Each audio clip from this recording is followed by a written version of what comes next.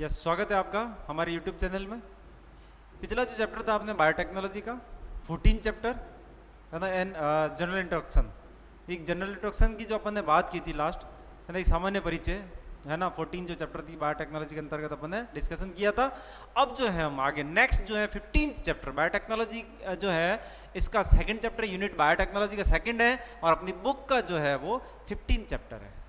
ठीक है, और 15 चैप्टर जो है, ठीक है, ये है अपने जेनेटिक इंजीनियरिंग। इंपॉर्टेंट चैप्टर है, क्वेश्चन आता है इसमें से, है ना। तो थोड़ा ध्यान रखना है यहाँ पर, चैप्टर को अच्छे से पढ़ना है आपको, है ना। 15 चैप्टर है जेनेटिक इंजीनियरिंग, हिंदी में कहते हैं इसको आनुवंशिक अभियांत्रिकी। ये अपना 15 चैप्टर है, ठीक है, आनुवंशिक अभियांत्रिकी। अब जो है ये चैप्टर स्टार्ट करने से पहले मैं एक रिक्वेस्ट करता हूँ आपसे, है ना, कि चैनल को सब्सक्राइब करें, वीडियो को लाइक करें, शेयर करें, ठीक है, जिससे हमें मोटिवेशन मिलेगा। वीडियो को लाइक करेंगे तो मोटिवेशन मिलेगा और अच्छी वीडियो हम बनाएंगे, ठीक है। नेक्स्ट अब देखते हैं, चलो चैप्टर हम शुरू करते हैं, स्टार्ट करते हैं। तो in the last century knowledge of the cell and its function has increased, ठीक है। यानी पिछले जो अपन कह रहे हैं कि कुछ सेंचुरीज के अंदर जो है, ठीक है, यानी अपन ने जो है सेल और उसके फंक्शन के बारे में जो है नॉलेज, बहुत सारा नॉलेज जो है वो इंक्रीज किया है, बहुत सारी जानकारियां जो है अपन ने प्राप्त की है और आज हम सेल के बारे में बहुत ज़्यादा जानते हैं। पिछले कुछ दशकों की कंपैरिजन में आज हम ज़्यादा जानते हैं, ठीक है। नेक्स्ट आगे, it was possible due to same genetic code of prokaryotes and eukaryotes. कहने का मतलब यहाँ पर क्या हुआ और ये क्यों हुआ है, बायोटेक्नोलॉजी भी जो है बहुत ज़्यादा एडवांस हुई है, विकसित हुई है पिछले कुछ दशकों में। बायोटेक्नोलॉजी जो है इसका विस्तार बहुत ज़्यादा बड़ा है, उसका रीज़न है, और एक रीज़न ये है कि ये क्या हुआ है, क्यों पॉसिबल हुआ है, तो उसका कारण क्या है, क्योंकि same genetic code of prokaryotes and eukaryotes, यानी जो प्रोकैरियोटिक और यूकैरियोटिक जो जंतु होते हैं या जो प्लांट्स हैं या एनिमल है, ठीक है, यानी जितने भी अपन कह रहे हैं प्रोकैरियोट्स और यूकैरियोट्स जितने भी है, उन सब के अंदर एक ही टाइप का जेनेटिक कोड पाया जाता है, ठीक है। यानी ये जो जेनेटिक कोड होता है सबका इक्वल होता है, सबका सेम होता है, ठीक है, इसीलिए ये संभव हो पाया है, ठीक है। और बायोटेक्नोलॉजी का विस्तार जो हुआ है उसका और भी जो है बहुत सारे कारण रहे हैं। बायोटेक्नोलॉजी जो विस्तारित हुई है आज, उसके बहुत सारे और भी रीजन है, ठीक है। उसमें से मेन इंपॉर्टेंट रीजन जो है अभी अपन ने बात की थी सेल और सेल के फंक्शनल। इसके अलावा पहले डीएनए के बारे में ज़्यादा जानकारी नहीं थी, तो आज अपने पास में डीएनए, है ना, और जीन जो है उनकी सीक्वेंस के बारे में बहुत ज़्यादा जानकारियाँ हैं। आज अपन बहुत ज़्यादा जानते हैं डीएनए के बारे में, है ना, जेनेटिक कोड के बारे में जानते हैं, जीन की स्ट्रक्चर जानते हैं, है ना, डीएनए की संरचना जानते हैं हम, डीएनए का रिप्लिकेशन जानते हैं हम, है ना। तो बहुत सारे ऐसे टॉपिक हैं जो आज हमें पता है ना।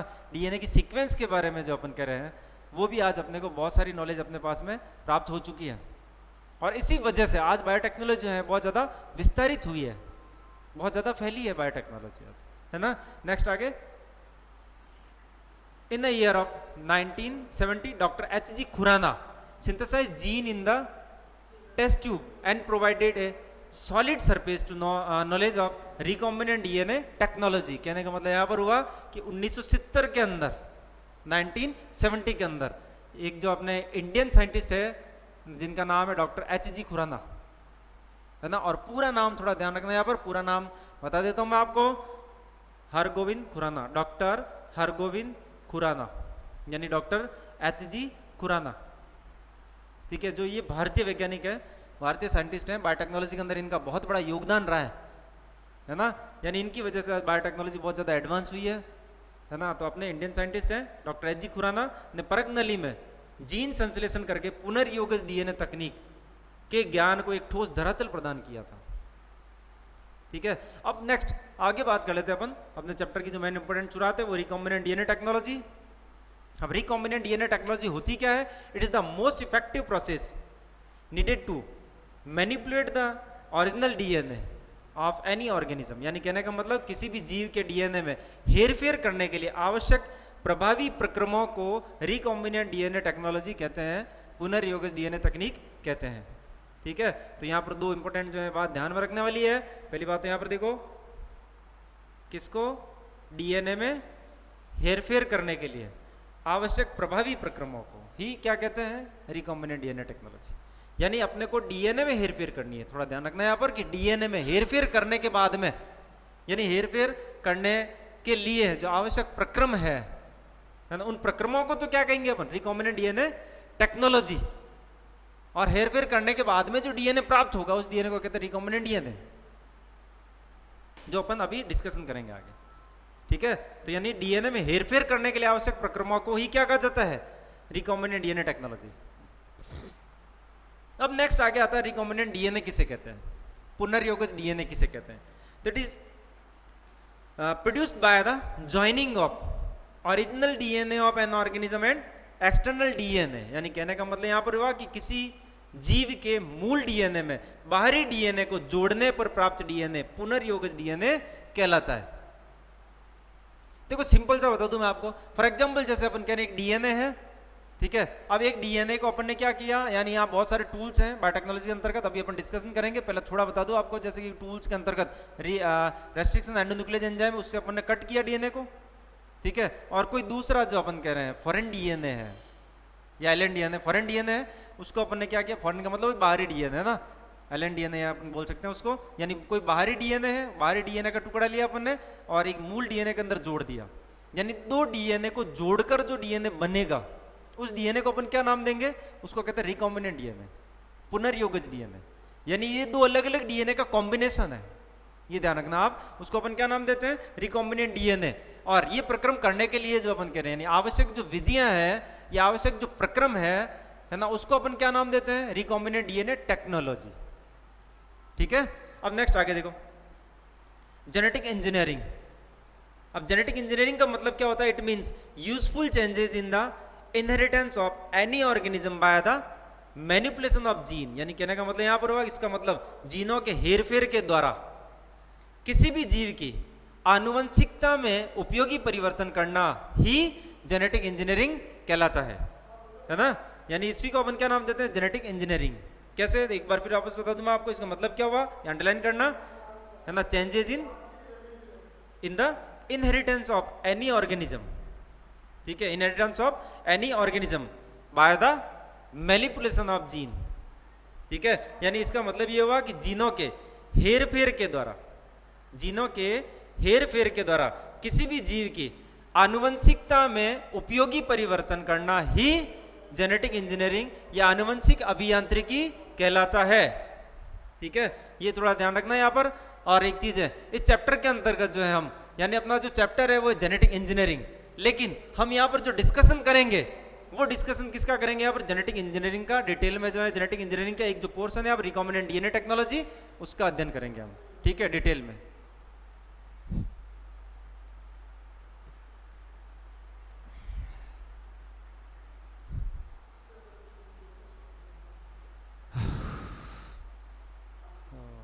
यस, चलो नेक्स्ट आगे देखते हैं अपन, डिस्कवरी, खोज। रिकॉम्बिनेंट डीएनए टेक्नोलॉजी जो है, इसकी खोज का जो श्रेय है वो दिया जाता है Stanley Cohen and Herbert Boyer को। ठीक है, यानी इस टेक्नोलॉजी का जो विकास करने में अहम योगदान जो रहा है वो रहा है Stanley Cohen and Herbert Boyer का रहा है 1973 के अंदर, 1973 के अंदर। और इन्होंने साल्मोनेला एंड ई कोलाई के अंदर जो इन्होंने अनुसंधान किए थे, रिसर्च किए थे।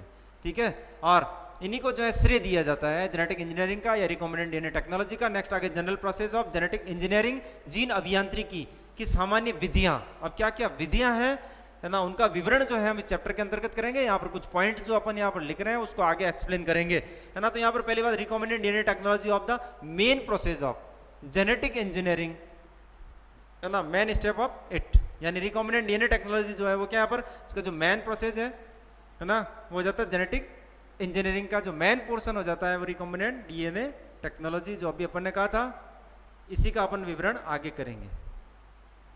ठीक है, अब इसकी जो मेन स्टेप है, मुख्य जो बिंदु है, मुख्य जो चरण है वो कौन कौन से। First is identification and isolation of desired gene. ये पहला जो स्टेप है अपना, इस स्टेप के अंतर्गत अपन अध्ययन करेंगे, आगे देखेंगे डिटेल में। वांछित जीन की पहचान करना और उस वांछित जीन का पृथक्करण करना, एक कोशिका से अपन उसको कैसे अलग करेंगे, कैसे पहचानेंगे, कोशिका से कैसे अलग करेंगे। Number 2, selection of cloning vector, यानी क्लोनिंग वाहक का चयन करना, क्योंकि जो अपन डिजायर्ड जीन अपन ने चूज किया है, जिसको सिलेक्ट किया है उसको वेक्टर में डालना पड़ेगा अपने को, ठीक है। एक वाहक में जो है उसको जोड़ना पड़ेगा। तो वाहक में जोड़ने के लिए पहले वाहक का सिलेक्शन करना पड़ेगा अपने को कि वाहक कौन सा काम में ले हुए हैं। वो डिपेंड करता है डीएनए की साइज के ऊपर, है ना, डिजायर्ड जीन की साइज के ऊपर डिपेंड करता है कि कौन सा वेक्टर अपन काम में लेंगे। आगे बात करेंगे। नेक्स्ट आगे number 3, insertion of desired gene in cloning vector, वांछित जीन का क्लोनिंग वाहक में प्रवेश या निवेश, है ना। अपन ने वाहक का भी सिलेक्शन कर लिया। अब क्या करेंगे, जो डिजायर्ड जीन है उसको जोड़ेंगे कैसे। तो जोड़ने के लिए वैसे लाइगेज एंजाइम काम में आता है, आगे और देखेंगे अपन, है ना। तो उसको जोड़ना, पहले उसको तोड़ना पड़ेगा, डीएनए को कट करना पड़ेगा, फिर उसमें डीएनए जोड़ना पड़ेगा। तो वहां पर बहुत सारे एंजाइम काम में आते हैं, आगे देखेंगे इसको। नेक्स्ट अगला जो स्टेप है वो है मल्टीप्लीकेशन ऑफ आरडीएनए यानी recombinant DNA in host cell.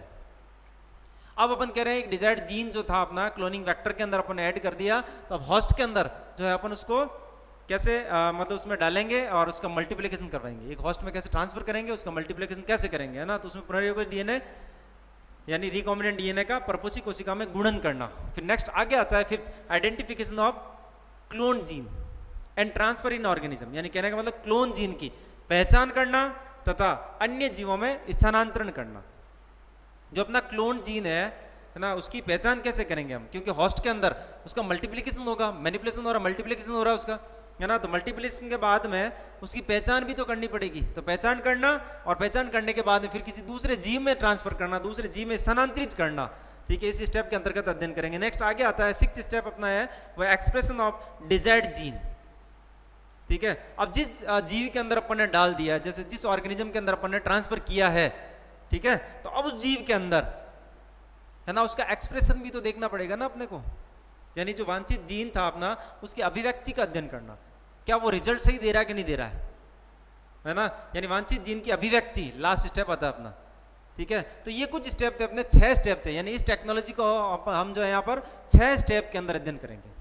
In 6 step के अंदर अपन स्टडी करेंगे इस चैप्टर को पूरा। वैसे चैप्टर यही है ना, इसके अंदर अपन इसको स्टडी करेंगे, है ना। एक एक जो स्टेप बाय स्टेप आगे लेके चलेंगे अपन, ठीक है। यहां तक ये हुआ क्लियर। अब बात करते हैं टूल्स ऑफ बायोटेक्नोलॉजी, है ना। बायोटेक्नोलॉजी के जो उपकरण है ना, यानी इस टेक्नोलॉजी के अंदर क्या क्या उपकरण काम में आते हैं, क्या क्या टूल्स हैं जो यूज में लिए जाते हैं। तो जिसमें पहला जो आता है वो आता है रेस्ट्रिक्शन एंडोन्यूक्लियस एंजाइम, है ना, यानी रेस्ट्रिक्शन एंडोन्यूक्लियस एंजाइम। इसके वैसे देखा जाए, है ना, तो एक टाइप और भी होता है एक्सोन्यूक्लियस, है ना, जो फिलहाल आरबीएससी अपने कोर्स के अंदर यहाँ पर सिर्फ ये दे रखा है, रेस्ट्रिक्शन एंडोन्यूक्लियस एंजाइम के बारे में ज़्यादा दे रखा है, ठीक है। तो अपन इसको स्टडी करेंगे। नेक्स्ट आगे पहला टूल है ये, है ना, रेस्ट्रिक्शन एंडोन्यूक्लियस एंजाइम है ना। ये क्या करता है, डीएनए को बीच में से काटता है ना। कहाँ यूज में आता है, फॉर कटिंग द डीएनए, ठीक है। नेक्स्ट सेकंड वो आता है वेक्टर वाहक, अलग अलग प्रकार के वाहक हैं, है ना, उनका अध्ययन करेंगे आगे। ये सेकंड टूल हो गया अपना, दूसरा उपकरण हो गया बायोटेक्नोलॉजी का। नंबर 3 जो टूल है वो आता है host cell, number 3 host cell, है ना, यानी परपोषी कोशिका। अब परपोषी कोशिका ग्रुप में अपन किसको काम में लेंगे, यानी डिजायर्ड जीन है उसका मल्टीप्लिकेशन करवाने के लिए अपन कौन सी कोशिका को उपयोग में लेंगे, वो भी यहाँ देखेंगे। ये इसका टूल है बायोटेक्नोलॉजी का।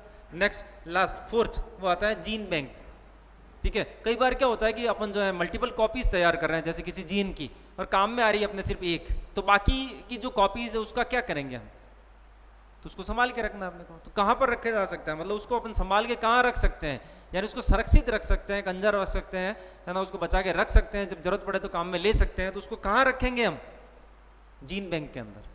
तो ये इसका लास्ट जो है टूल हो गया बायोटेक्नोलॉजी का। ये 4 जो बायोटेक्नोलॉजी के टूल है ना, इनका विवरण देखते हैं हम अभी आगे। यस, तो नेक्स्ट आगे अपना identification and isolation of desired gene, जो पहला स्टेप है अपना, है ना, इसको अपन स्टडी कर लेते हैं। वांछित जीन की पहचान और वांछित जीन का पृथक्करण, है ना। फर्स्ट स्टेप जो है उसको अपन यहाँ से स्टार्ट कर लेते हैं। अपने चैप्टर का जो है यहाँ पर जो प्रोसेस है उसको स्टार्ट कर लेते हैं। तो पहला आ जाता है ना, वांछित जीन की पहचान और पृथक्करण बाय रेस्ट्रिक्शन एंडोन्यूक्लियस एंजाइम। और ये किसकी वजह से होता है, यानी अपन आइसोलेशन जो करेंगे, है ना, पृथक्करण जो करेंगे, डिजायर्ड जीन जो है उसका पृथक्करण किया जाएगा, तो किसके द्वारा होगा, वो रेस्ट्रिक्शन एंडोन्यूक्लियस एंजाइम के कारण, है ना। हिंदी में कहें तो उसको क्या नाम देंगे, प्रतिबंधन अंतःन्यूक्लियस एंजाइम की सहायता से, ठीक है।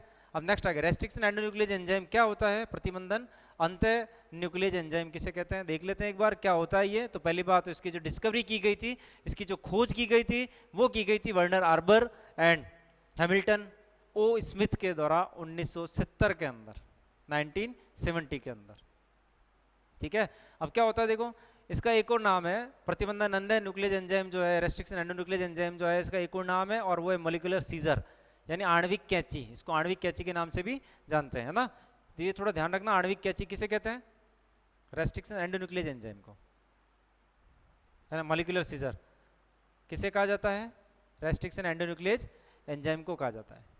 ठीक है, next, which cut the DNA specific site, और इसका काम क्या है? मॉलिक्यूलर सीजर कहते हैं इसको, तो इसका काम क्या है? इसका काम होता है कि जो डीएनए को एक विशेष बिंदु से काटती है, डीएनए को मध्य में से एक पर्टिकुलर एक स्पेसिफिक साइट से कट करता है, एक विशेष बिंदु से कट करता है ये डीएनए को। ठीक है, नेक्स्ट आगे, अब नेक्स्ट आगे बात करें तो naturally found in E coli, bacillus, Streptococcus, Thermus aquaticus के अंदर ये पाया जाता है नेचुरली, है ना। प्राकृतिक रूप से किस में पाया जाता है? इकोलाई में पाया जाता है, बेसिलस में पाया जाता है, स्ट्रेप्टोकोकस और थर्मस एक्वेटिकस के अंदर ये नेचुरली जो है पाया जाता है ये। ठीक है, नेक्स्ट आगे 3 टाइप, इसके जो 3 प्रकार होते हैं। ठीक है, फर्स्ट R1, R फर्स्ट, या इसको RI भी बोलते हैं बोलचाल में सामान्य रूप से, है ना, RI या R फर्स्ट। सेकंड जो हो जाता है वो R सेकंड, ठीक है, फिर आ जाता है R थर्ड। ठीक है, ये 3 इसके प्रकार हैं, इसके 3 टाइप हैं, R फर्स्ट, R सेकंड और R थर्ड, ये 3 प्रकार है इसके। लेकिन इनमें से भी सबसे ज़्यादा जो इम्पोर्टेंट है, सबसे ज़्यादा जो यूज़ में आता है, जो मेनली जो यूज़ में लिया जाता है वो है R सेकंड। नोट डाल के जो आप इसको नोट डाउन करना, R second is mainly used for cloning. ठीक है, R सेकंड का सर्वाधिक उपयोग है। नेक्स्ट आगे एग्जाम्पल, इसके कुछ एग्जाम्पल है, उदाहरण है, जैसे कि इको RI, जिसको अपन अभी अपन ने कहा था इको RI के नाम से बोलते हैं इसको, या इको R फर्स्ट भी बोल सकते हैं आप बोलचाल में, वैसे ज़्यादातर इसको इको RI कहा जाता है ना, eco RI, hind second etcetera, ये इसके एग्जाम्पल है, कुछ उदाहरण है, याद रखना, है ना, इको RI और हिंड सेकंड। ठीक है, अब नेक्स्ट आगे नोमेनक्लेचर ऑफ रेस्ट्रिक्शन एंजाइम, प्रतिबंधन एंजाइम का नामकरण। ठीक है, यानी इसका नामकरण किस प्रकार से किया जाता है, जैसे कि अभी अपन उदाहरण की बात की थी इको RI और हिंड सेकंड, वैसे देखा जाए तो आपको बताओ तो सबसे पहले जो खोजा गया था वो हिंड सेकंड, है ना। लेकिन ये जो नामकरण है ना, इनका जो नाम रखा गया है रेस्ट्रिक्शन एंजाइम का, वो किस प्रकार से रखा जाता है, तो उसके लिए कुछ नियम है। जो पहला नियम है वो है first letter of enzyme is of genus. हमेशा ध्यान रखना, इसका जो पहला जो शब्द होता है, जैसे इको RI के अंदर E और हिंड सेकंड के अंदर H, है ना, ये जो पहला जो अक्षर है ना, पहला जो लेटर है, ये ऑलवेज कहां से लिया जाता है? जीनस से लिया जाता है, और लिखा किस में जाता है? ऑलवेज कैपिटल लेटर के अंदर लिखा जाता है इसको, है ना। ये देखो आगे अपने ब्रैकेट में लिखा है genus, written in capital, and second letter is of species, है ना। सेकेंड लेटर जो होता है वो क्या होता है? स्पीसीज का होता है।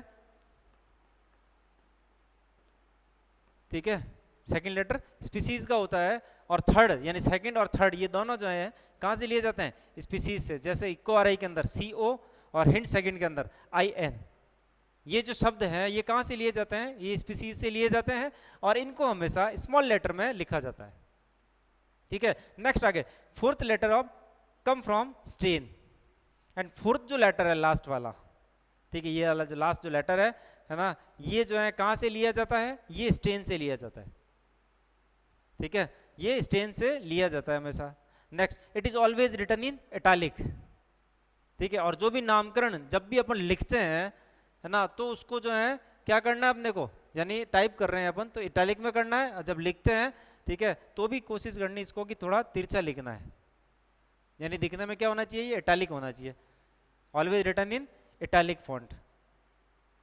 If more than one restriction enzyme are get from one organism, अगर किसी एक ऑर्गेनिज्म से एक से ज्यादा रेस्ट्रिक्शन एंजाइम अगर खोजे जाते हैं या प्राप्त किए जाते हैं, तो then these are represented by Roman letter.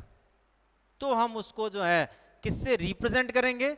Roman letter से रिप्रेजेंट करेंगे। कैसे? वो यहाँ ये रहा देखो, इको ई तो क्या हो गया? जीनस, CO क्या हो गया? स्पीसीज, R क्या हो गई यहाँ पर? स्ट्रेन, और ये जो फर्स्ट है रोमन लेटर जो अपन ने लिखा है फर्स्ट, ये क्या है? इसका मतलब यहाँ पर क्या हो रहा है? एक से ज़्यादा एंजाइम जो है इसमें पाए जाते हैं, इसीलिए इसका जो नाम है फर्स्ट दिया अपन ने। जैसे यहाँ पर देखो सेकंड है, यानी सेकंड रोमन लेटर है ना। अगर एक से ज़्यादा एंजाइम खोजे जा रहे हैं या पाए जाते हैं एक ऑर्गेनिज्म के अंदर तो ये संख्या लिखते हैं, ठीक है। तो ये इसके कुछ नियम थे जिसकी वजह से हम नामकरण करते हैं। नेक्स्ट अब आगे देखते हैं अपन इसके कुछ एग्जाम्पल जो है, ठीक है, जिनको अपन यहाँ पर समझते हैं। देखो एग्जाम्पल फर्स्ट, जैसे इक्को आ रही, ठीक है, इक्को आ रही के अंदर ई जो है वो क्या है, सर्चिया, ठीक है। और हिंदी मीडियम वाले इसको ये एशरिकिया भी बोलते हैं कई बार, ठीक है, सर्चिया। CO मतलब कोलाई, ठीक है। और R यानी यहाँ पर क्या हो गया, स्टेन, और आगे रोमन लेटर है फर्स्ट, ठीक है। इसके अलावा देखो यहाँ पर ये जो पहला जो लेटर है वो क्या है, देखो सर पहला जो शब्द है वो क्या है, जीनस। नेक्स्ट आगे क्या है, स्पीसीज, और फिर आगे क्या है, देखो स्टेन, है ना। ऐसे ही सेकंड एग्जांपल लेते हैं अपन, हिंट सेकंड। हिंट सेकंड के अंदर H क्या है, हीमोफिलस जो कि जीनस है, और IN क्या है, स्पीसीज, इन्फ्लुएंजी। तो पूरा नाम क्या हो गया यहाँ पर, हीमोफिलस इन्फ्लुएंजी, ठीक है। और D सेकंड क्या है यहाँ पर, स्टेन है, ठीक है, ये इसकी स्टेन है।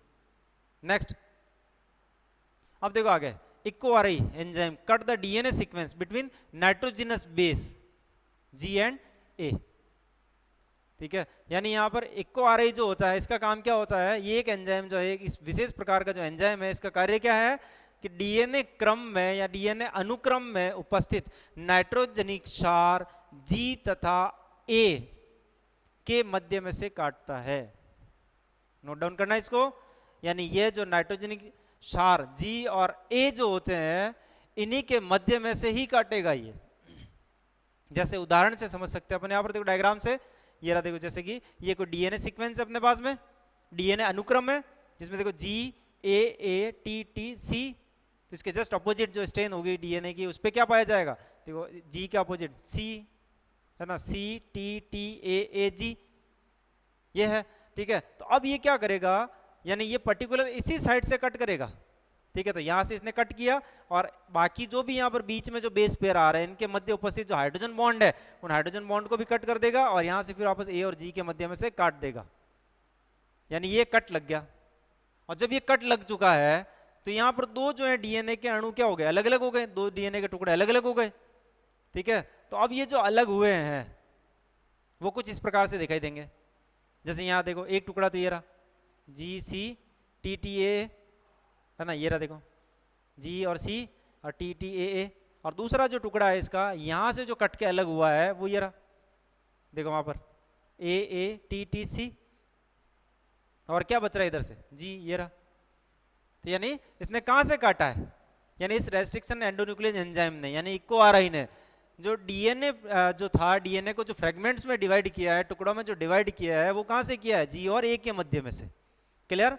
अब नेक्स्ट आगे देखो, other enzyme which are used in genetic engineering, ठीक है। इससे पहले मैं थोड़ा बता दूं आपको, देखो क्या होता है, रेस्ट्रिक्शन एंडोन्यूक्लियस एंजाइम जो होता है ना इसका जस्ट अपोजिट काम कौन करता है, लाइगेज एंजाइम, है ना। यानी इन दोनों टुकड़ों को अगर वापस जोड़ना है तो वो कौन जोड़ेगा, लाइगेज एंजाइम जोड़ेगा, जो अभी अपन डिस्कशन करने वाले हैं आगे। तो कौन कौन से ऐसे एंजाइम है जो अपने काम में आते हैं बायोटेक्नोलॉजी के अंतर्गत। तो पहला जो है वो RNA dependent DNA polymerase enzyme, थोड़ा याद रखना, देखो नाम याद रखना, है ना। पहला कौन सा है, RNA dependent DNA polymerase enzyme. अपने एक चीज हमें ध्यान रखना, यहाँ पर अपन जो भी यहाँ पर तोड़फोड़ कर रहे हैं ना, जोड़ा तोड़ा कर रहे हैं, वो किस में कर रहे हैं, DNA के अंदर, यानी अपने को DNA सिंथेसिस करना है, सीधी सी बात है ना। RNA से कोई मतलब नहीं अपने को, अभी फिलहाल अपन किसकी बात कर रहे हैं, DNA की। तो अपने ज्यादातर जो काम में आएगा ना वो ऑलवेज कौन सा आएगा, DNA पॉलीमरेज। लेकिन ये किसके ऊपर क्रिया कर रहा है, उसके अकॉर्डिंग इसके दो टाइप है। जैसे यहाँ देखो पहला जो RNA डिपेंडेंट DNA पॉलीमरेज, यानी ये DNA पॉलीमरेज तो है लेकिन ये डिपेंड है किसके ऊपर, RNA के ऊपर, है ना। तो ये थोड़ा कंफ्यूज हो सकते हो आप यहाँ पर, तो थोड़ा कंफ्यूजन दूर कर लेना, है ना।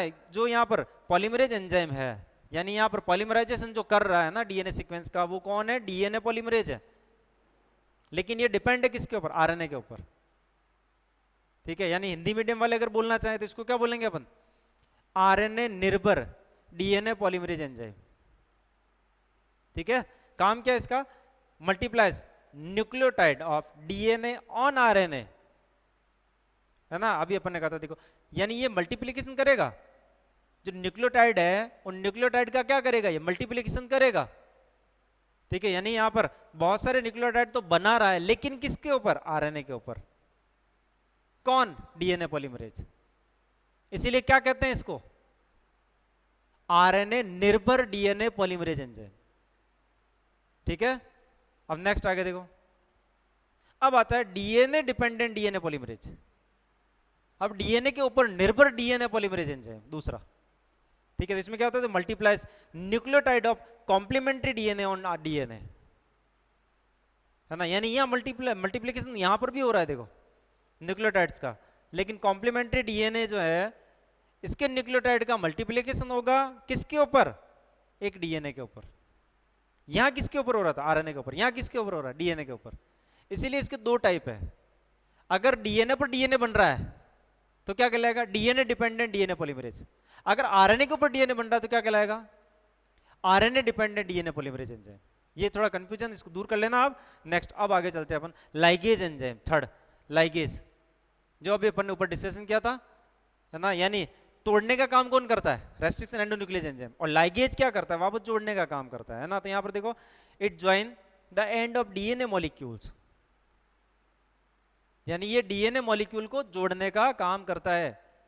अगर आपको कोई दो डीएनए आपस में जोड़ने हैं, कनेक्ट करने हैं, तो एंजाइम कौन सा काम में आएगा, लाइगेज एंजाइम।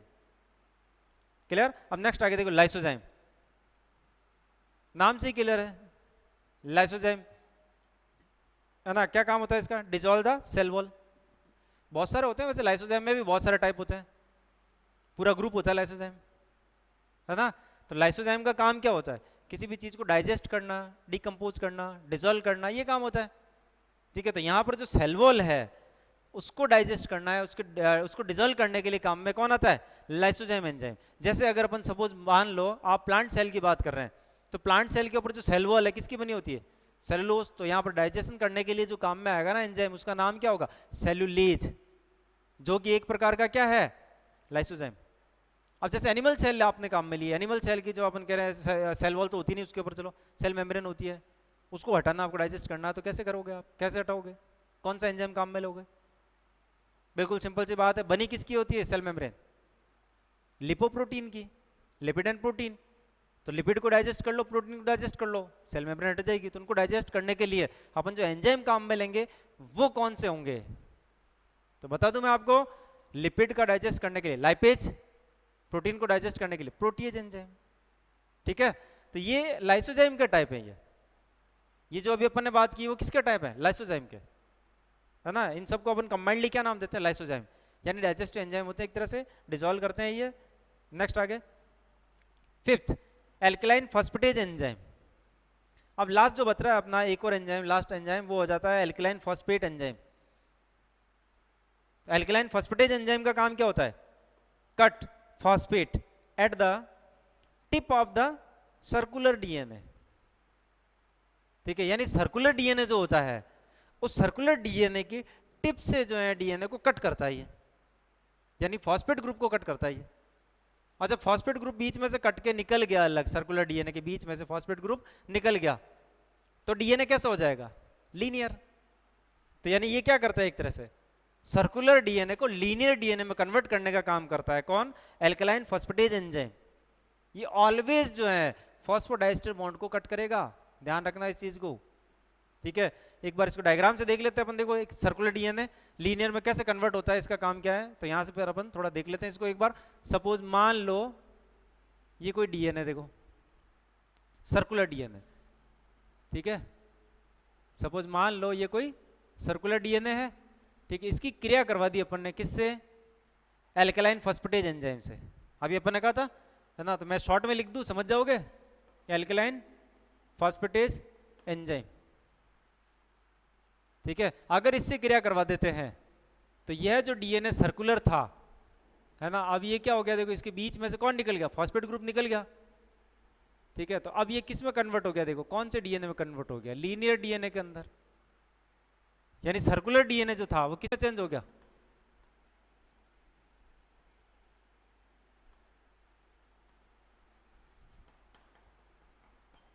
लीनियर डीएनए के अंदर।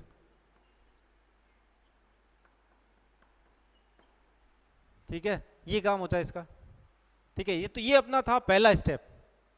ठीक है, अपना पहला स्टेप जो है यहाँ पर ये फिनिश होता है।